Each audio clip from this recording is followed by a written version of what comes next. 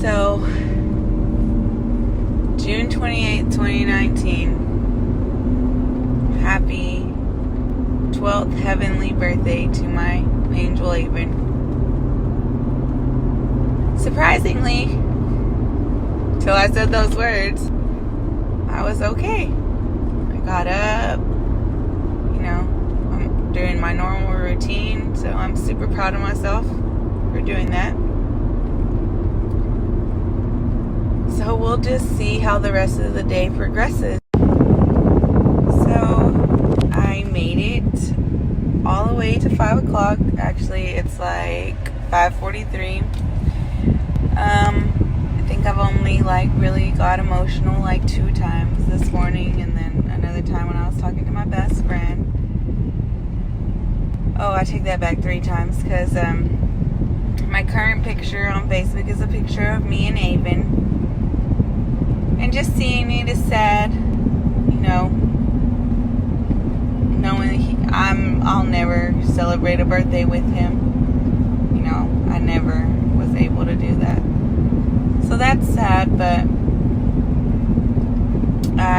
this is the first year that has been really good for me. Maybe it's because I decided, I just needed to do a regular routine, a regular work day. In the past years, I've always taken the day off. I've always taken the 28th off if it fell during the week, and just stayed at home and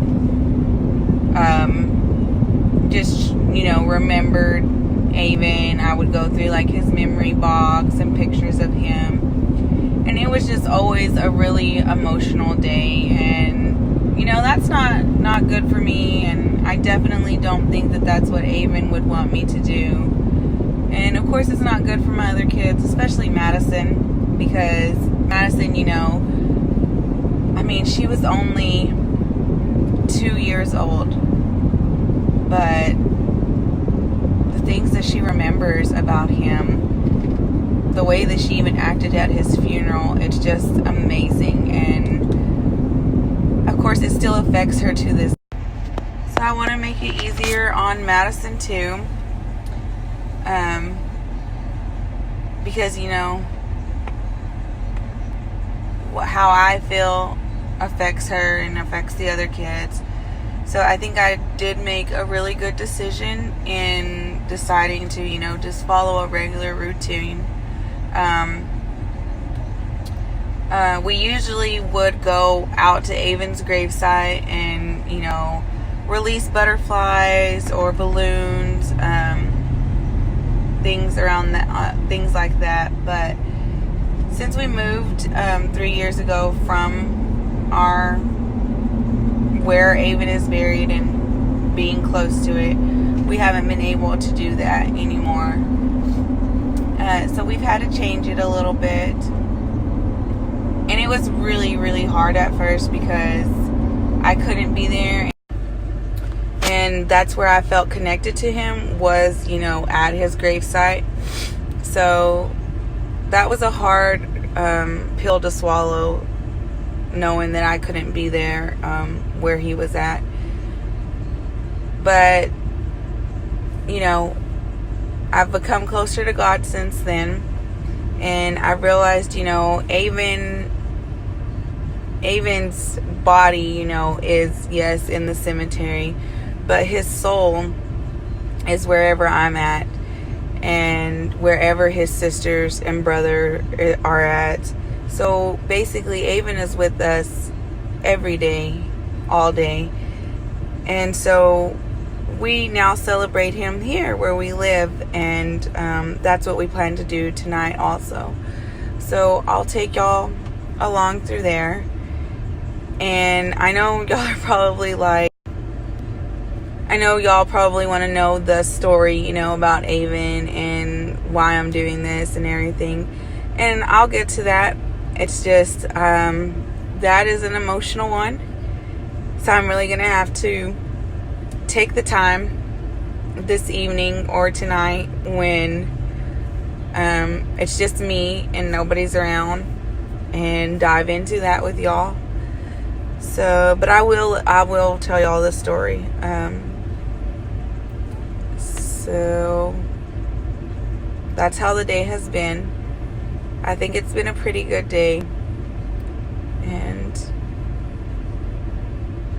we'll do the celebration tonight.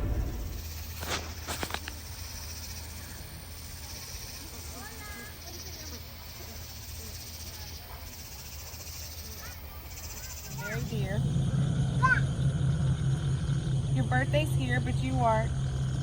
I'd send a gift, but I know I can't. So I'll make a wish upon a star to carry my love to where you are. Happy birthday, Avyn.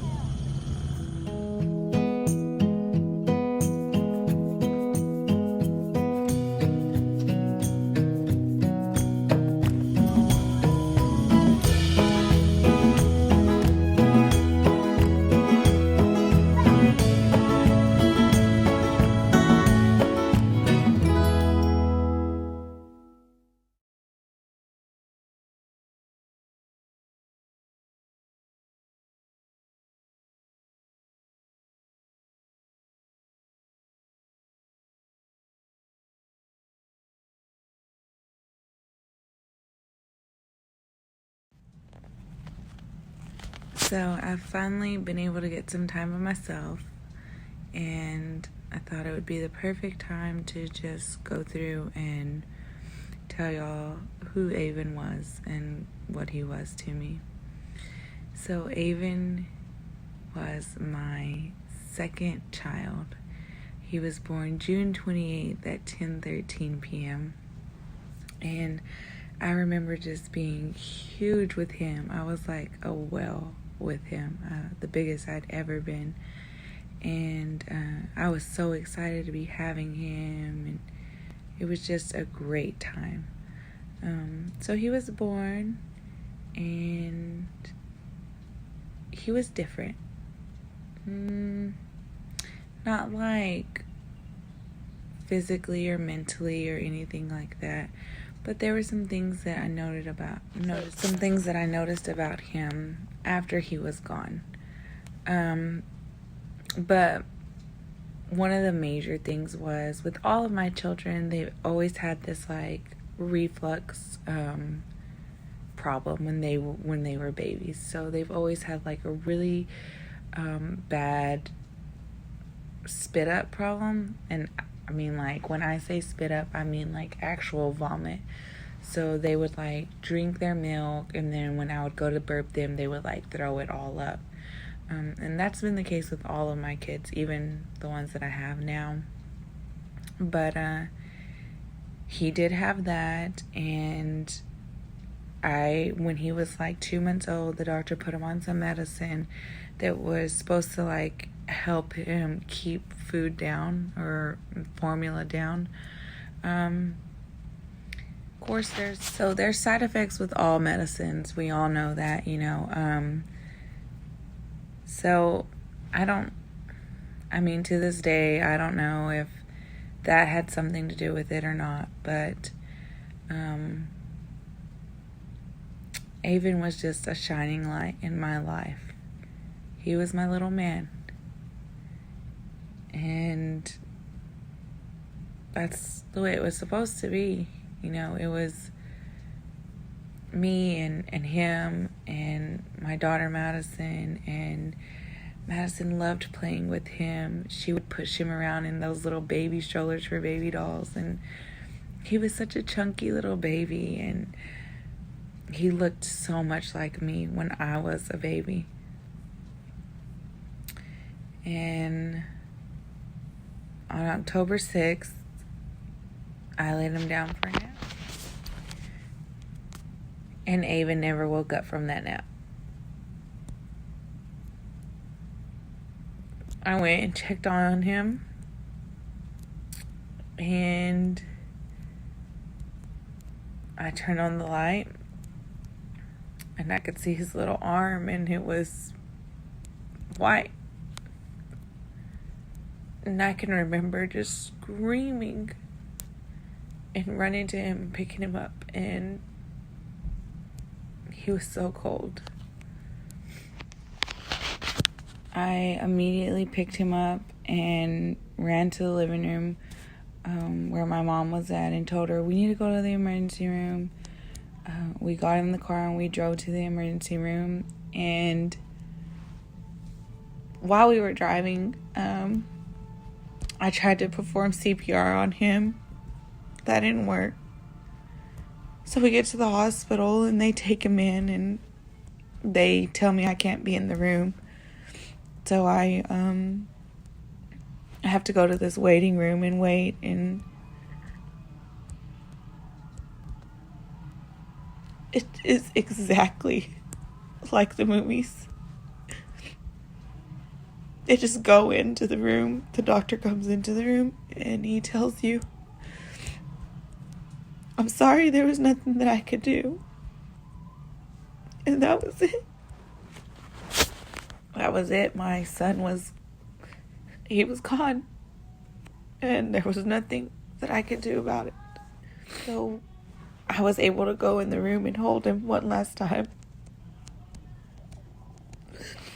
And I think I'll cherish that moment forever. Because that's the last time I got to hold him and kiss him. And so the rest of the time was just kind of a really fast blur. I was 17 years old and having to plan a funeral for my 3-month-old son. And that just is not how life should be. You should never have to bury your child. But it happens every day. And the only thing that the doctors could tell me was that it was SIDS. And if you don't know what SIDS is, it's sudden infant death syndrome. And the SIDS Awareness Month is in October. They say that that's like the highest time of year that babies die from SIDS. And it mostly occurs in males. So for me, that wasn't a good enough answer. There was nothing to explain what had happened. It took me, as you can see, it's been 12 years now, and it still affects me. And I wouldn't say every day it affects me, but every day I miss my son. The day after Avyn passed, my mom came downstairs to me and asked, Autumn, the hospital's been calling and they want to know if you would like to donate Avyn's organs. And, at 17 years old, you're like, no, I don't want, take anything from my baby. That was my baby. But then my mom made me realize, maybe that's what Avyn was sent to the world for. To help somebody else, to give someone else a life. So I donated Avyn's heart and his heart valves to somebody out there in the world today. And I guess that gives me comfort to know that he saved somebody else's life. Even though I couldn't save Avyn, he saved somebody else's life. And I remember, like I told y'all in the beginning, there was something different about Avyn. He wasn't like a normal baby that just slept and ate and, that was it. Avyn always was awake, always looking and just taking the whole world in. So he's my angel. And I know he watches over me every day. And I know he watches over his sisters and his brother.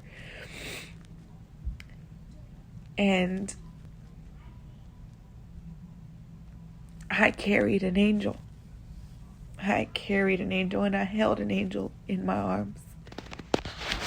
I will forever be grateful for the 3 months that I had with Avyn. And I know that one day I will see him again and we'll be reunited in heaven. This was a hard video to do, but I felt like it was time for me to get my story out there. So here it goes. Thanks for watching.